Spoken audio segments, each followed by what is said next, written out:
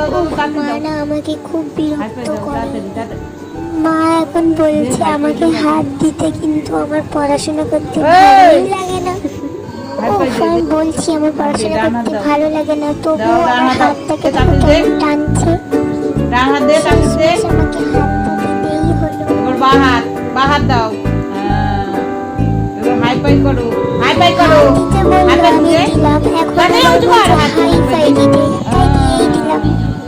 এবার ডান হাত। মা আমাকে পড়াতে পড়াতে ভুলিয়ে গেছে কি এই হাত এবার হ্যান্ডসাম। আমার আর হাত ওটাতে ভালো লাগছে। বাহাত কোনটা? বাহাত কোনটা? তোমার ডান হাত কোনটা? দেখাও, ডান হাত দেখাও।